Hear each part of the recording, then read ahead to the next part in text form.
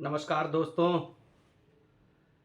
कल का एक आप लोगों ने हमारा वीडियो देखा जिसमें वर्तमान में हो रहे चुनाव और चुनाव की गहमागहमी के बीच जो तथ्य है कैसे उसको मरोड़ा जा रहा है। मैं आज की शुरुआत कल के वीडियो जहाँ पे समाप्त हुई थी वहाँ से ही शुरू करता हूँ। जब 23 तारीख को नामांकन वापस के बाद लिस्ट फाइनल हो रही थी तो वर्तमान अध्यक्ष और उनकी टीम नियमों को दुहाई देते हुए उन 3 लोगों के नामों को रिजेक्ट करना चाहते थे जिन्होंने फॉर्म भरा था। यहीं से शुरुआत होती है कि आखिर अगर वो 3 लोग रिटायर हो जाते तो क्या चुनाव केवल 3 लोगों पे ही होता या 10 लोगों पे होता। रूल कहता है, कल भी बताया था, कि प्रत्येक वर्ष चुनाव होना है, 1/3 पे चुनाव होना है, यानी 3 लोगों का चुनाव होना है। डिप्टी रजिस्ट्रार महोदय ने जो ऑर्डर दिया उसमें यह नहीं था कि यह चुनाव जो है पिछला चुनाव कब हुआ था, या इन्होंने मिनट्स बनाते समय नहीं दिया। उस समय श्री मयंक जी ने अपने विवेक से और नियम कानून को देखते हुए तीनों लोगों को अलाउ किया, क्योंकि रिटायर व्यक्ति चुनाव लड़ सकता है। अगर वह 3 लोगों को वह चुनाव में नामांकन पत्र को रिजेक्ट कर देते तो केवल 3 का ही चुनाव होता। इस पे भी दोनों तरफ से डिप्टी रजिस्ट्रार महोदय और अन्य जगह शिकायतें जाती और इसको भी रोकने का प्रयास होता। मैं आप लोगों को कुछ 8 साल पहले 7 साल पहले ले चलना चाहता हूं कि इसी तरीके से कैसे वर्तमान कार्यकारिणी के पदाधिकारी, उसमें से जो पढ़े लिखे अपने को ज्ञानी समझते हैं, ऐसे ही काम किया था। जो 2017 में चुनाव हुआ था 10 लोगों का, वो 12 मई को हुआ था। 2018 में चुनाव होना था, लेकिन उस समय जो अध्यक्ष श्रीमती आरती चौधरी टीम ने चुनाव नहीं करवाया। उन्होंने 30-35 लोगों की उपस्थिति में इन्हीं 10 लोगों में से 3 लोगों को रिटायर किया और पुनः उनको रिसेलेक्शन कर दिया। यह हर जगह किया। 2018 में 3 लोगों को रिटायर किया, पुनः उन्हें रिसेलेक्शन कर लिया। यह बात डिप्टी रजिस्ट्रार महोदय के यहाँ गई। तब तक 2019 आ गया। ये जो 2017 में जीत के आए थे, इनका भी कार्यकाल पूरा हो रहा था। उसमें से 2019 में 4 लोग रिटायर हो गए। 4 लोग रिटायर हो गए और फिर से एक शिकायत कि 10 लोगों का चुनाव होना चाहिए, एक शिकायत गई, लेकिन और लोगों ने चुनाव का फॉर्म नहीं भरा और ये 4 लोगों को निर्विरोध अंदर ले लिया गया, जिसमें श्री विजय पाल मलिक, गिरीश सिंह, बीडी शर्मा जी और अभिषेक जी थे 2019 में। इसकी शिकायत होती रही। डिप्टी रजिस्ट्रार महोदय ने केस को भेज दिया एसडीएम न्यायालय में, एसडीएम न्यायालय गाजियाबाद में। मैं ही वादी था उसमें, और प्रतिवादी वर्तमान जो उस समय की वर्तमान कार्यकारिणी थी वह लोग थे। 2021 में विवाद चल रहा था, कोर्ट में तारीखें पड़ रही थी, दोनों बहस होने वाला था।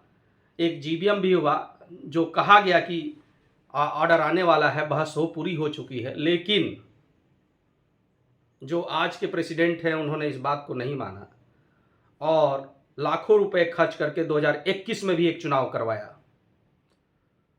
7 मार्च को एक चुनाव करवाया 2021 में, और उसके 2 दिन बाद ही एसडीएम न्यायालय से एक ऑर्डर आ गया कि जो 2008 में चुनाव 2018 में जो 18 में चुनाव कराया गया था, रीसिलेक्शन किया गया था, वह गलत था, वह नियम के विरुद्ध था। उसमें प्रक्रिया, चुनाव की प्रक्रिया नहीं अपनाई गई थी और रजिस्ट्रार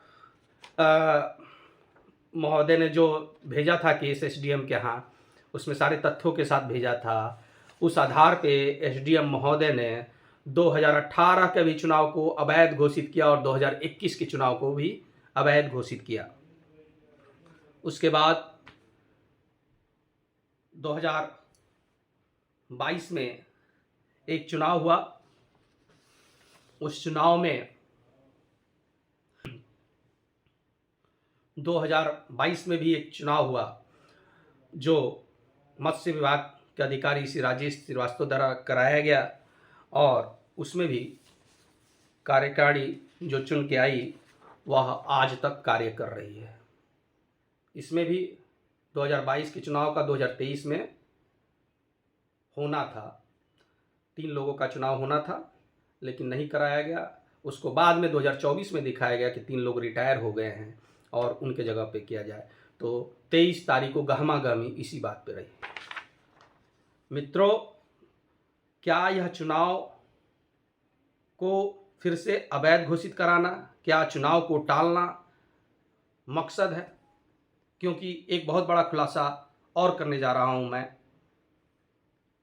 जो यह कार्यकारिणी रोज दिन दुहाई देती रही है, जो इसके प्रेसिडेंट और सेक्रेटरी और ट्रेजरर जो पदाधिकारी हैं, जो पब्लिक को मूर्ख बनाते रहे हैं, जो 2 मार्च को जो निर्वाचन अधिकारी द्वारा आम बैठक बुलाई गई थी, खुली बैठक बुलाई गई थी, उसमें भी वो कुछ बातें करते रहे, उसका भी खुलासा करता हूँ।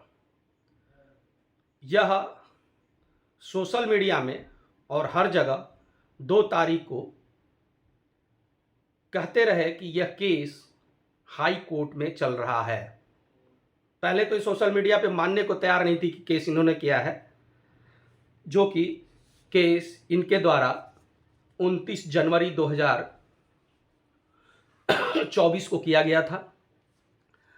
जो 2 तारीख को सुनवाई, 2 फरवरी 2024 को सुनवाई और 27/2 को उसमें ऑर्डर आ गया था कि रजिस्ट्रार महोदय इसमें चुनाव करवा सकते हैं, सब्जेक्ट टू मैटर रहेगा। 2025 आता है, 2 बार कालातीत सोसाइटी हो जाती है, चुनाव अधिकारी 13 जनवरी को नियुक्त हो जाते हैं, लेकिन वह चुनाव अधिकारी श्री मयंक कुमार जी 2 तारीख को बैठक करते हैं। तो उसमें वर्तमान कालातीत प्रेसिडेंट एवं अन्य उनके सहयोगी बार बार हाई कोर्ट केस का दुहाई दे रहे थे कि हाई कोर्ट में केस चल रहा है, हाई कोर्ट में केस चल रहा है, ऐसा नहीं हो, ऐसा हो सकता है, ऐसा हो सकता है, वैसा हो सकता है। लेकिन मित्रों, हाई कोर्ट में केस 18 फरवरी 2025 को ही डिसमिस हो गया था। 7 जनवरी को 2025 को उसमें डेट पड़ी, से कोई नहीं आया। उसकी डेट दोबारा 18 फरवरी को पड़ी और 18 फरवरी को 2025 को ही केस डिसमिस हो गया था, जबकि 2 मार्च 2025 को बार बार इस बात की दुहाई दी गई कि अभी केस चल रहा है। इवन जब भी श्री मयंक कुमार जी RWAO ऑफिस में आए और चुनाव की प्रक्रिया में जब भी आए तो कई बार वर्तमान पदाधिकारियों द्वारा कहा केस अभी चल रहा है, जबकि केस डिसमिस हो चुका है। आपके सामने यह ऑर्डर है, ऑर्डर की कॉपी है, आप इसको देखिए और समझिए कि आखिर क्यों यह वर्तमान पदाधिकारी पब्लिक को, चुनाव अधिकारी को और सबको गुमराह कर रहे हैं। सोचिए, अपने विवेक से काम लीजिए और 6 तारीख को सब लोग बढ़ चढ़ के वोट दें, जो भी निवासी हैं। अगर कोई किराएदार सुन रहा हो तो अपने मकान मालिक को बता दे कि 6 तारीख को चुनाव है, सब लोग आएँ। कल एक और फैक्ट जो 2-3 दिन रहा, लोगों के जहन में नहीं है, वह भी आएगा। धन्यवाद।